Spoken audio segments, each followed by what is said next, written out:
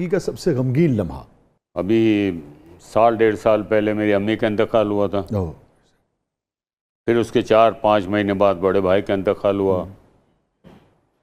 तो वो 2 लम्हे ऐसे थे। फिर उससे पहले कोई 20-25 साल पहले मेरे फादर का इंतकाल हुआ, छोटे भाई का इंतकाल हुआ। तो ये लम्हे ऐसे हैं, कभी कभी मुझे अकेले में याद आते हैं। सारी बातें हर वक्त ही याद रहती हैं उनकी। मैं हर रोज़ उनके लिए फातिहा पढ़ता हूँ, मग़फ़िरत की दुआ करता हूँ। तो वो लम्हे जो हैं शाह जी, वो मैं नहीं भूल सकता कभी। वालदा से बहुत ज़्यादा आपको कुर्बत? बिल्कुल बिल्कुल। और बस ठीक।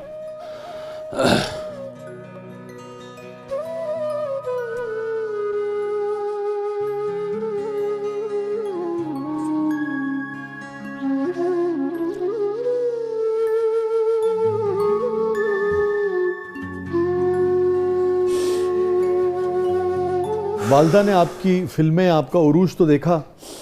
हाँ देखा। कोई ख़ास बात जब वो आपकी पिक्चर देख रही हो, कोई याद आती हो आपको? बस जब अम्मी मेरी गई इंडिया, तो मेरे जो मामू थे, दूसरे रिश्तेदार थे, तो उन्होंने मुझे बताया, अम्मी को, उन लोगों को बताया जहाँ अम्मी ठहरी हुई थी, कि ये उनकी मदर है गुलाम मोहिउद्दीन की, जो पाकिस्तानी आर्टिस्ट हैं। तो वहाँ कोई हिंदू लड़का था जो मेरा बड़ा फ़ैन था। उसने कहा आंटी मैं भी आता हूँ। और उसने एक मेरा पोर्ट्रेट जो उसने हैंड स्केच किया हुआ था, पेंट किया था, वो ला के अम्मी को दिखाया था। तो अम्मी ने कहा ये मुझे दे दो। कहता ठीक है मैं आपको दे दूँगा। उसने फिर अम्मी को दिया, फिर अम्मी ने ला के मुझे दिया। फिर वो कोई ऐसी बात जिसने गुलाम मोहिउद्दीन साहब को कामयाबी से पहले तकलीफ दी हो? शाह जी, जो स्ट्रगलिंग पीरियड था ना मेरा, उस दौर में मुझे ऐसा सच इतना कोई प्रॉब्लम नहीं हुआ, क्योंकि अल्हम्दुलिल्लाह मेरे काम से सारे लोग मुतमईन होते थे। लेकिन ये हुआ कि फिल्म इंडस्ट्री में मेरे साथ हुआ ये। अच्छा। कि शुरू के 2-3 साल तो 4 साल मेरे अच्छे गुजरे, लेकिन उसमें ये हुआ कि कुछ कमज़ोर स्क्रिप्ट की फिल्में मैंने की, कुछ ऐसी फिल्में थी जो मुझे नहीं करनी चाहिए थी, वो मैंने की। तो एक बड़ा बैड पैच आ गया मेरे ऊपर, और वो ऐसा पैच था कि मुझे कट कर दिया गया फिल्मों से। अच्छा। एक साहब मुझे स्टूडियो में मिल गए, इधर ते आओ गल सुनो। मैंने कहा जी दसो। कहने क्या कर रहे हो? अब जो कुछ करना था वो आपने कर लिया, और आप जाओ कोई और काम करो। अरे! मैंने कहा क्यों? कहने लगा ना कोई डिस्ट्रीब्यूटर आपकी मानता है, आपका नाम सुनना चाहता है ना कुछ, आपको कट किया हुआ था 5-6 फिल्म। मैंने कहा यस मुझे कट किया, मैंने पैसे वापस किए उनके। कहने फिर भी आप टाइम ज़ाया कर रहे हो, 2 साल से आप वेले फिर रहे हो। मैंने कहा चलो आने वाला वक्त बताएगा इंशाल्लाह। मगर उस वाक़े ने आपको तकलीफ़ दी? ऑफ कोर्स मुझे तकलीफ हुई। मैं घर गया। ऑब्वियसली जब आप बाहर से घर जाते हैं, मेंटली डिस्टर्ब होते हैं, तो आपकी नींद भी डिस्टर्ब होती है। फिर जैसे तैसे मैं सो गया। फिर मैंने शाह जी ख्वाब देखा, एक रूहानी शख्सियत, सफ़ेद रंग, सफ़ेद दाढ़ी, सफ़ेद लिबास, एक वेव आई इसी तरह। फिर उन्होंने कहा बिल्कुल बेफिक्र हो, तुम फिर काम करोगे। और अल्हम्दुलिल्लाह उसके बाद मैंने 300 फिल्मों में काम किया। ओह वाह वाह माशाल्लाह। इस सारे सफ़र में किस जुमले ने, किस तारीफ़ ने सबसे ज़्यादा खुशी दी? जी, मेरी वडेरा फिल्म जब हिट हुई, तो उस वक्त मैं दोबारा से अपकमिंग हो रहा था, और नया नया मेरा पंजाबी फिल्मों का स्टार्ट था। लोगों ने उस फिल्म का बड़ा मजाक बनाया हुआ था पहले।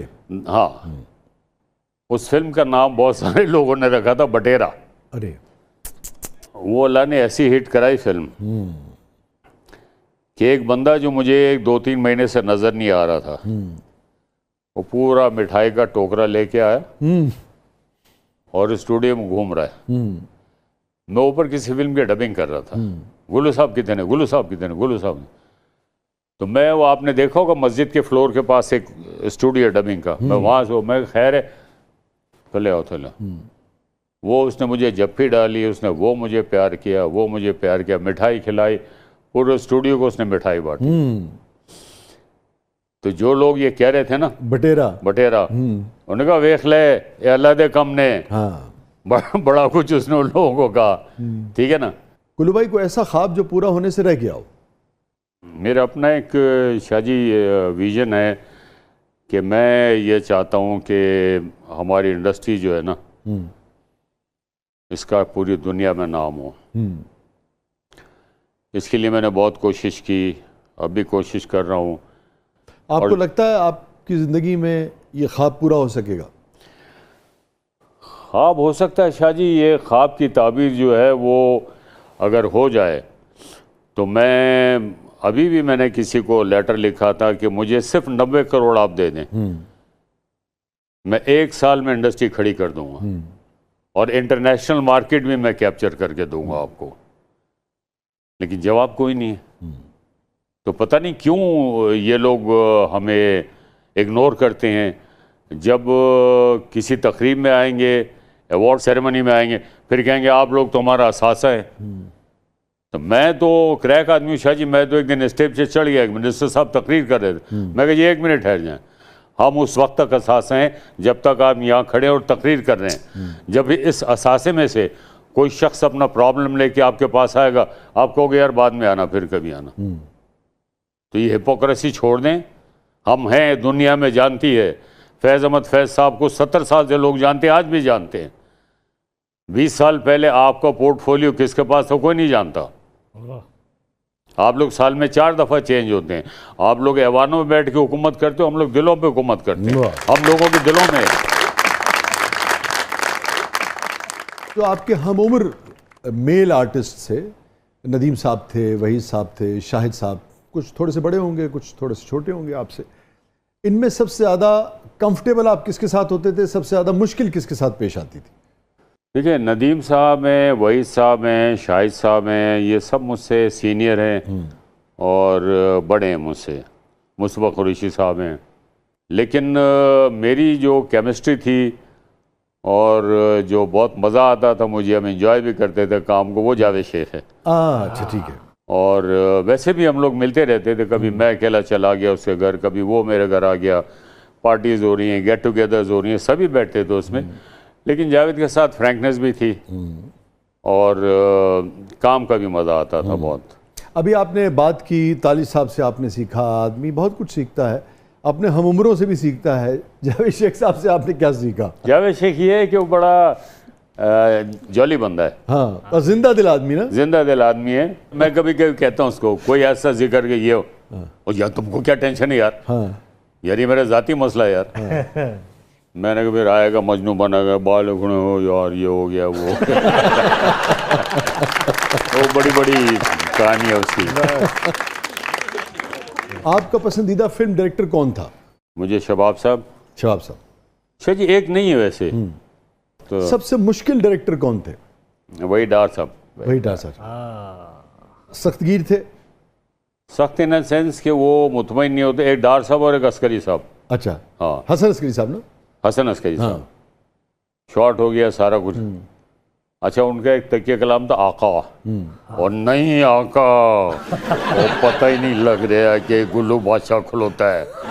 अपनी आयते आओ ना फिर। मैं क्या तुसी जो रेसल करी दिखाई, मैं तो उस हिसाब नाल गिरा और मसाला पाओ। चलो ओके, बाड़ बाड़ बाड़ बाड़ बाड़ शॉर्टकट हो गए, कट इट,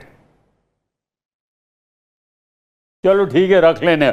मैं क्या तुसी कदों मुतमईन हो ना। मैंने तो अस्करी साहब का भी ये था। एक शॉट हुआ,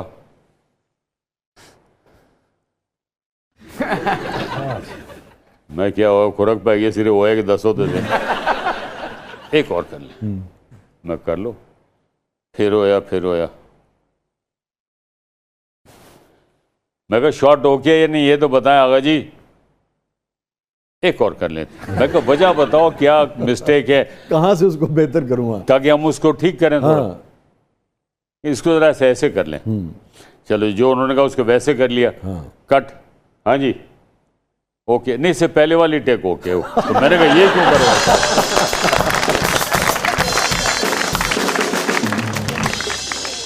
बहुत बहुत शुक्रिया गुलाम मोहिउद्दीन साहब, आप तशरीफ़ लाए, थैंक यू सो मच, बहुत अच्छा लगा, बड़ी नवाजिश आप तशरीफ़ लाए। आपका शुक्रिया, आपने याद रखा, आपने बुलाया और एक अच्छे शो का हिस्सा बनाया और बहुत अच्छी बातें आपने की हैं।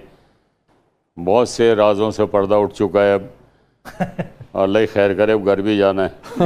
मैंने कब को नहीं मारी थी तुम, सबके सामने बता देती। नाज़रीन, ये था आज का ज़बरदस्त। अपने फीडबैक से हमें आगाह कीजिएगा। इजाज़त दीजिए, अल्लाह हाफ़िज़।